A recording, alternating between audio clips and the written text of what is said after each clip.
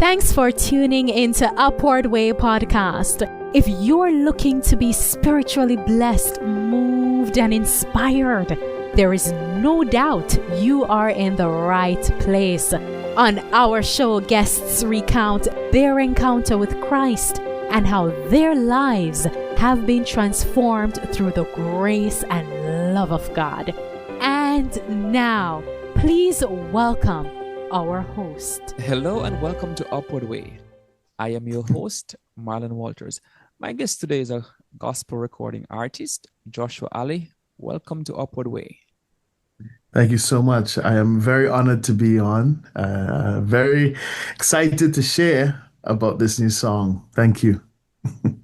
Yes, well, it's good to have you. And as you say, you'll share about this new song. But of course, the audience may not know who is this Joshua Ali. So could you share with our audience a little about your background and how you came to be a Christian? Yeah. Always love sharing about that part. So yeah, my name is Joshua Ali. I'm from the Caribbean, from Trinidad and Tobago. And I do reside in Canada with my family, with my wife, and actually two boys. One is 2 years, and then one is on the way, probably in the next 2 months.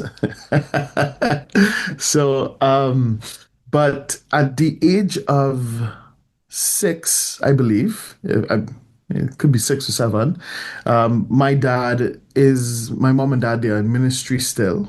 But anyways, my dad has been in ministry for 40 years. He's been doing this for a very long time. So I've grown up into the church. I've grown up in the church, I would say. So I've been around ministry. I've been around music. I've been around the whole thing. And but you tell yourself you're PK, you're pastor's kid. Are you really saved? And at that age, I was hearing my dad preach at a youth service, right? And he was saying it doesn't, once you're at the age of accountability, it is up to you, right, to give your life to Jesus, right? And that Friday, he played, it was a movie night for the whole entire community, and had a big screen outside. And the movie was entitled A Thief in the Night. So that was a very interesting movie. Scared me to the core because it talks about, certain people getting left behind, or certain people being caught up to meet Jesus in the air. And I was just like, God, I don't want to miss you. I don't want to miss when you return and if you should return. So I just want to live for you fully.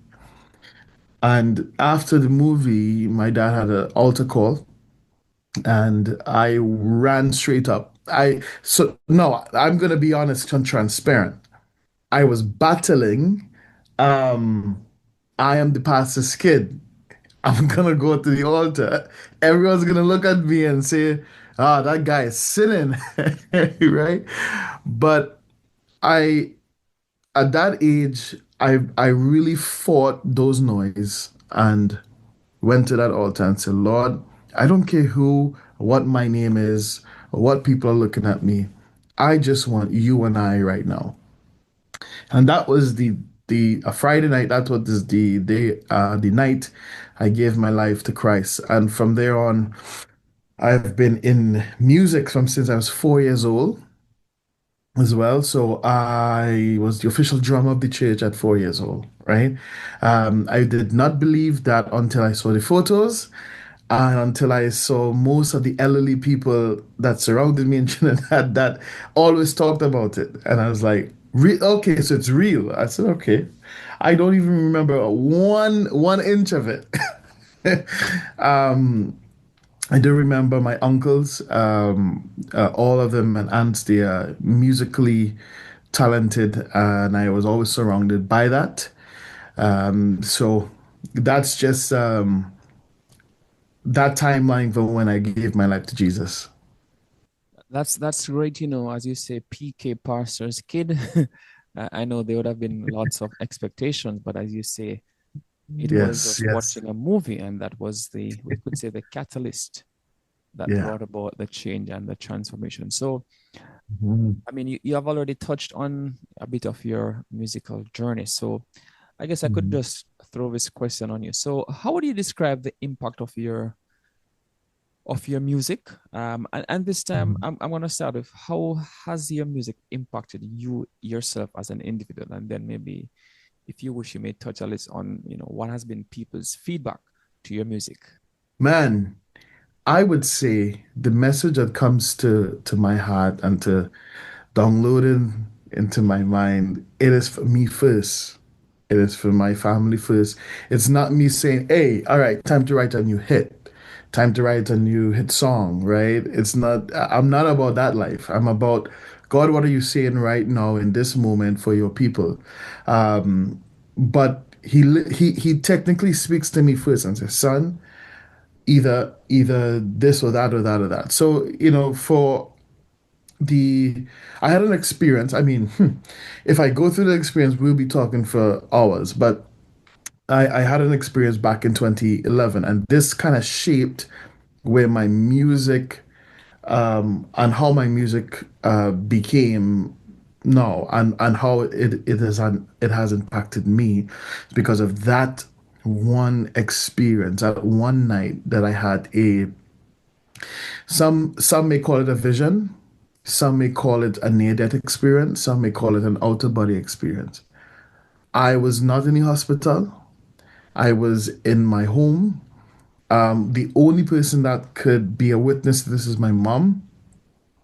So I don't have any medical records to show that, hey, this had happened, but I know that experience was real as it is.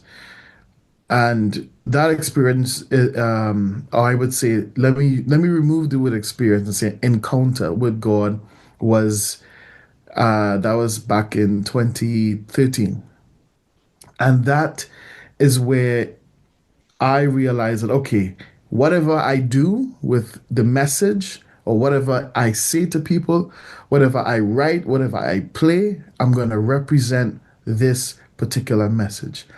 And that message is the most simplest message. Jesus is coming soon. That's it. That's it. And from there on in 2014 is when I started to release music, started to write and actually produce after being in the background that year. That's when it started. And I produced and write for me to say, hey, this is what the Lord is telling you right now, XYZ, whatever songs that is.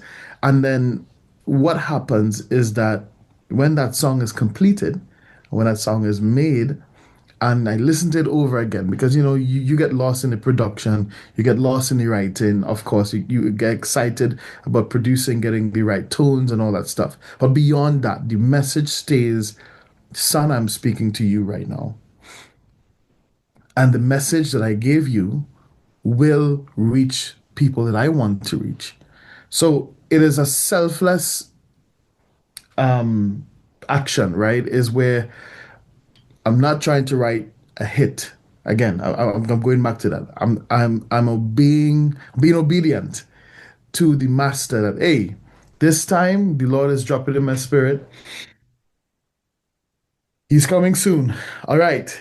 I wrote a couple songs. I think one song is called Rapture, but that was featured Blessed Messenger from the Caribbean. Then the other one was Are You Ready? Featured Sean Daniel from the Caribbean as well, right? And and there's probably a couple more as well. Was one called Invitation, and those are very Caribbeanized song for the Caribbean. But I was always shaped into as we call today worship, right? The beautiful musical slow or praise what Elevation or Maverick and these guys do. That was always me, but the Caribbean, it's in your blood. So there's going to be one day or the moment that you will just get roped into that. And I was, and it was fun. But now today, I have shifted my journey into that position, right? Because I believe that Caribbean season was, I think it is over, or I think it's on pause. I don't know what God is doing. I am just following his footsteps.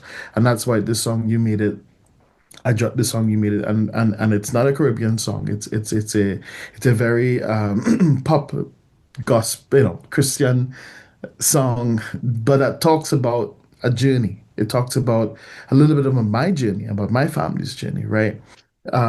So I just, I'm very, these songs bless me, man. I have a song called Don't, actually, the English term would be Don't Worry, but in the Caribbean, I'm sure you would also be familiar. Don't worry, right? And and every time that song plays, it has just blessed me, man. Because I know every day of my life there's worries, there's trouble that come at your door. And my son, he's such a blessing, but he loves to listen to daddy's music, and as soon as he plays that song, man, it's just I sit there and it just calms me. I'm like, hey, the Lord telling me right now, don't worry, it'll be all right. Amen. Fresh out of, would say, John chapter 14, let not your heart to be troubled. But it's good, as you Yes, say, sir. having that experience where you're reminded that Jesus is coming soon, because we Yes. can lose sight of the fact that he's coming soon, especially if things seem to be going well in our lives. So it is really good that that Mhm. has been your experience. And, I listen to you share, and except for your son, everything you have been saying is how the music has impacted your own life. So Mhm. I'm gonna give you a chance in a bit to talk about this new project. I think it was released last December. So Yes. let me just use this one. What is one message you'd want Mhm. those who listen to your music, to get from the messages that you might be putting out? So if they miss everything, what is one message you'd want them to actually leave with? Yeah. I think this one real easy. This I would say, if you can't understand some of the Caribbean stuff and you just hear this one part, just hear that Jesus is coming soon. That's it. I think it is what I was called to do. Now there's not a lot of people who are called to do such. It is a heavy weight. It is something that you don't just wake up and say, "All right, I feel like I'm called to be this guy to definitely encourage." Um, that the master is returning. Now he could be returning in 20 years or 30 years, or he could be returning in whatever time. We can't put a time to it, but um, take away anything from my songs, and I think because most of them talks about it, especially even this recent song as well. Not just physically in this earth making it, but it's going to be one day that we're going to say we made it. When you see the Father, when you see that you have made it, that's just going to be a massive celebration, right? So just take away that one thing is that the Master is coming soon. Yes, yes, yes, indeed. It is. We can't lose sight of that. So I Yes. want you to walk us through now this, as you say, your latest song. It's not, Yes. a Caribbean song. And in case many might be wondering, why is Joshua talking about Caribbean song? I mean, that kind of a thing. It's just that, when you think about Trinidad and Tobago in terms of the, let's say, the authentic sounds, you'll have calypso, you'll Mhm. have soca, chutney, and steel pan.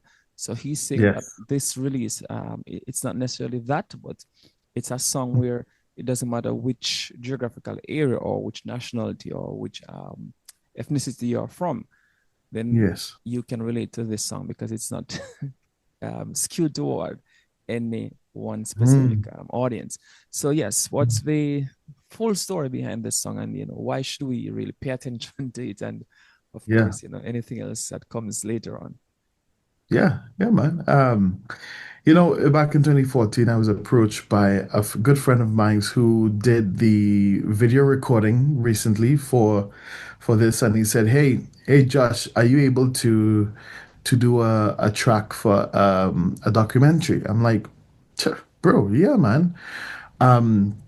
He says, "Brace yourself though, because it's an actor from Hollywood." I said, "Whoa, whoa, hold up, what?" And I said, "Okay." Um, I would like to meet with this person to see what they want, because I know these creatives are very particular, right? So we met, and her name is Samantha Walks, and she is in the a show on Prime called Cross. And the actors on that cast, they were, she wanted to tell their story, her story, about going through a moment in time where rejection was what they saw all the time. And then after not giving up, in their field, in their career, making it to the big films successfully, they wanted to celebrate, and she wanted to celebrate them herself. So she said, "Hey, Josh, you have 2 days, basically one night, to produce, to write, to mix, to master this whole song." I was like, huh? All right. I said, "You know what? The part about me I don't like, but I like it. I like a challenge." So I said, "Yes, okay, let's do it." And I know I couldn't do it by myself, so I called my friend from Tobago, Joel Thomas from Tobago, and I said, "Hey, bro, I cannot do this alone. I need your help to write this song." Right? And now here's the funny part. I misread what the actor said. No, I haven't said this anywhere yet, right? Because it's so funny. I misread what the actor said. The actor said she wanted music for for a documentary. I took it as she wanted a song for the documentary. So I went ahead and made a whole song. And she was blown away. She said, "Wait, you guys made a whole song?" And I was like, "Yeah, that's what you wanted, right?" "Yes, but not to the fullest." And I was like, "Well, hey, we got too excited. We were in the moment. We really wanted to tell your story." But it ended up being extremely over perfectly done for her documentary. In her words, I received a lot of messages. It was even, I think it was even heard from the president of Amazon Prime, and the people that she shared it with were very like, "Oh my gosh, wow, you have a whole thing going on here. This is amazing," and and we I didn't sleep. I remember I was in my basement there, recording after 3, 4 o'clock in the morning. Man, I have neighbors, brother. I do have neighbors. I was just ignoring everything around me because I was so focused. The My friend from Tobago, he's sleeping on himself. We're just like, all right, let's keep moving. Let's take a break. Anyways, it was a journey. It was a journey. But that song was actually called Long Way Home. It wasn't called You Made It. It was called Long Way Home because that was the name of her project, right? And it was done. They all had a watch party. The actors, they all had a watch party. I heard some of them cried. Some of them were like, "Yeah, yeah, this is real," right? But in my own personal journey, I could not have written that song without telling a story from my heart and what I have been through with my wife, with the miscarriages that she had, and how tough that was on us, and God blessing us with a son. And then before, because we just have about 3, 4 months again for this beautiful baby boy, two boys, to to meet him. But before that, we had another miscarriage again. So I think two miscarriages, another two miscarriages. So it was just back and forth with God. Like, God, listen, man, I can do two things right now. I can blame you, and I can just walk away from you right now, because we are hurting, and you could have stopped this. You could have healed my wife. You could have made this happen. And then the sad part about it is that the couple hours that my wife heard the heartbeat for the first time is when she lost the baby. It's a very, very sad story. But I would say, through the fire, and that's one of the lines in the song, right? Through the fire, I'll be moving on, is because Jesus was that third man in the fire. Because, I'm counting me and my wife, we were in that fire, and there was a third man. The Hebrew boys say there was a fourth man. For us, there was a third man in the fire. He took us and he brought us through it. Now, he didn't take us out of it, eh? He brought us through it. And we came out stronger in that moment of grief.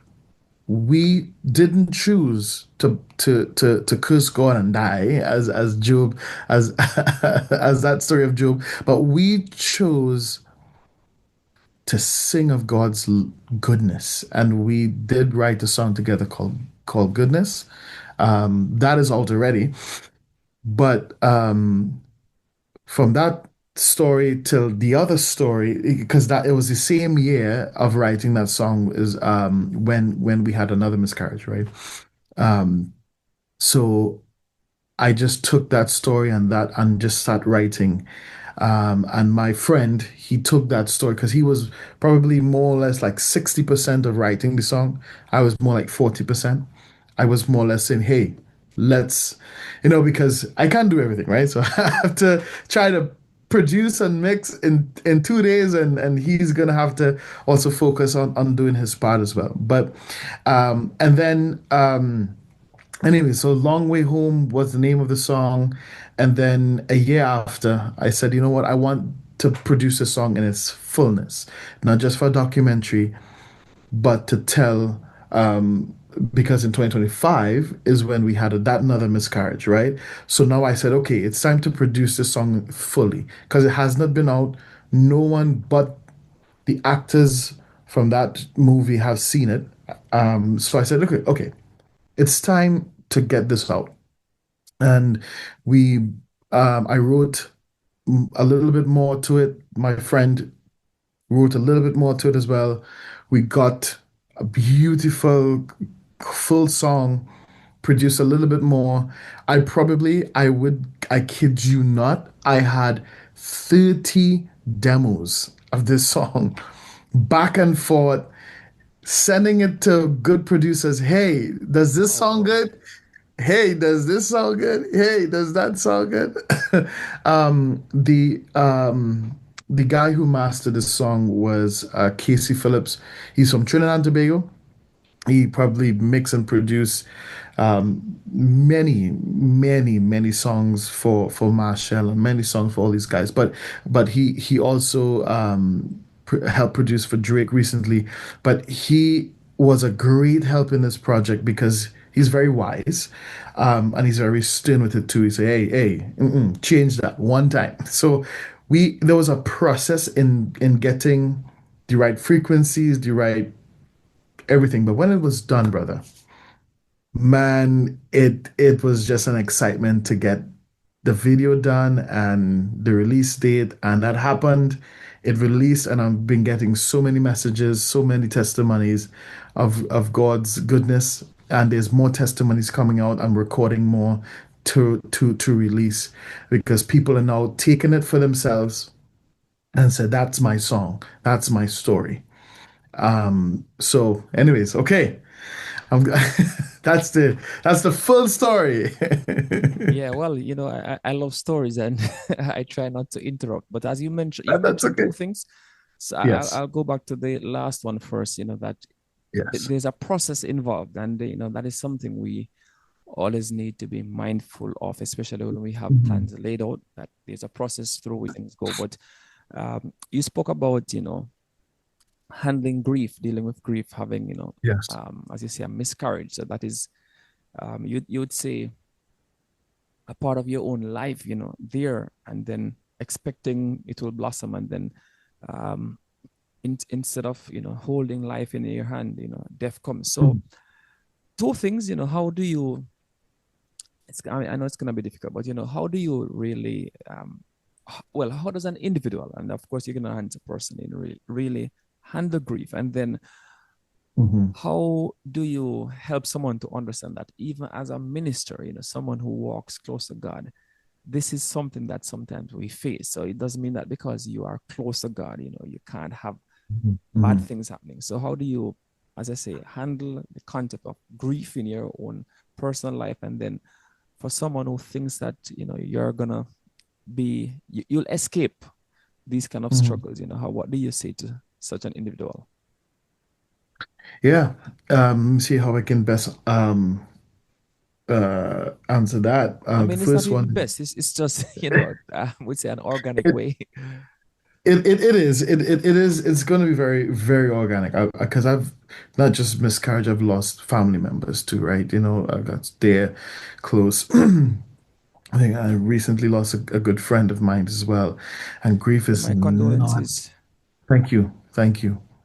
I appreciate that, but it's not an easy thing. And we all have to go through that someday, sorry. Because the moment we were birthed into this world is the moment we start to get older, right? Our bodies are not going to live on forever. We're going to have to go through that if it's someone close to us, or if you hear about it, or even for yourself, right? And handling grief is the worst thing ever. And I know many can relate to that, right? You have to cry. You can't hold back your tears. You can't fight it. It's something we have to go through. Jesus, when he heard, I think it was either Lazarus or John the Baptist, Jesus had to pause and he had to go by himself away from people and he had to let it out. He had to cry. And that's a human thing, right? Because we have feelings, we love people, we grow with them. And for instance, like a miscarriage is I think it's a for me, for us, was a little bit harder because it was yours, right? And your baby and your you want to plan. 'Cause we were planning, man, and I think it was around COVID or ending of the COVID time because I could not have gone into the hospital to hear the heartbeat as well. Just I had to stay outside.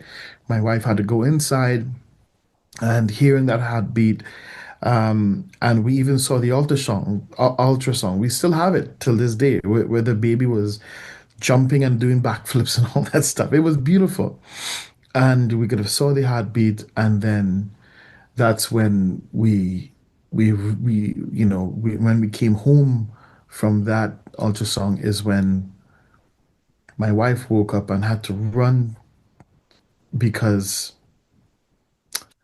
she felt the baby lost, and we had to rush her back to the hospital, and they confirmed it was a miscarriage. And man, my wife screamed, cried. I was in tears. It just because it was our first baby, right? And we named that baby Joy. And how we handle that is that, we stuck, we stood together, right? And we opened the word and we forced ourselves. I'm going to be honest. We forced ourselves to say, God, but you're still good. You're still good. And in tears and in that hard moment, he is still good. In the bad moments, he is still good. In the grief moments, he is still good. In the good times, he's still good. That's very hard for some people, and that's understandable. But God, the scripture says, God, and this just dropped in me, God is close to the brokenhearted, right? So we just found ourselves very close to Him at that moment, and has shaped us. And but for grief, nobody cannot tell how to handle it. But man, when you go through it, you need to go through it with either if it's with somebody else, or don't be alone, or cry it out, reach out to God for help. I think it's very important to do that, right? And yeah, I'm just going off a base of scripture as well and experience of how Jesus had to cry. He had emotions about, I think, again, either Lazarus or John the Baptist, right? And he had to let that out, and that's what we did for days, and sometimes even till this day, because this is the same month of I think this is the same month we lost the baby. I think it was 2 days ago, right? So we had to go through that moment, but we also had to let go and let God, right? And that's difficult for a lot of people to do, but God will give you the strength, right? And yeah, yeah, man. Yeah, as you say, it's difficult, and there's no one answer, and actually there's no Mhm. right answer. But as you say, Correct. you had the force to say God is good. It reminds me of my experiences. I mean, I didn't have any loss in that sense, but my experiences in Hmm. 2024, where I was saying to a cousin that I didn't really know her before, but Hmm. there was a family group that was created, and we were exchanging. And I said, let me just say hi. And one day we had a chat, and I said, in life, sometimes, on one hand, so many things are going great, but on the other Hmm. hand, so many things are just going, it's just horrible, atrocious. And someone would look at you Hmm. and they say, "Wow, I wish I had your life," but they would understand what the other side is like. So Yeah, I, yeah. I can't, I don't know what the experience was, but at least I can, get a sense that it's not all going well, but you still can see the hand of God guiding. So, Amen. I mean, there's a lot more we can really talk about, but I'm just gonna allow you to to share with the listeners. How do they get in contact with you? Yes. Are you just emailed? Are you on social media? That kind of a thing. Yes. If to get in contact with me personally, I look at my Facebook messages, so and Instagram. I think that might be faster for most people that are on social media. So Joshua Ali Music right across the board for TikTok, for Facebook, for Instagram, and for YouTube as well. So yeah. Right. Well, I want to say thanks, Joshua, for taking the time out to share with the listening audience, just a little bit of your story. But even though it's Yes. short, it has really been impactful. And of course, it has been impacting my life so far. So Amen. before you go, I just want to say to the audience, take some time, to check out his music. And if you are so impressed, then, make your purchases, all of that. So again, thanks for taking the time out to come. We have been listening and talking with Joshua Ali. He's a gospel recording artist. And Joshua, before you go, do you have any parting words to share with the listeners? Yeah, stay strong. Don't listen to or don't be too alarmed for what the world is going on. There's a lot of crazy stuff going on, but just keep your eyes focused on Jesus and everything will be okay. Keep your eyes focused on Christ and everything will be okay. You've been in tune to Upward Way. Do join us again next week when we'll have another interesting guest sharing his or her story of faith. Of course, we are asked to subscribe to the weekly episodes. You can go to the Apple, AWR, Loud Voice, Spotify, Stitcher, or Podcast Guru apps. Upward Way is also now on Facebook and YouTube. So go there, click like, leave a comment. Until then, I'm Marlon Walters saying goodbye. May God bless you. You've been listening to the Upward Way podcast, the #1 audio production show for people who want encouragement and reassurance in a muddled world.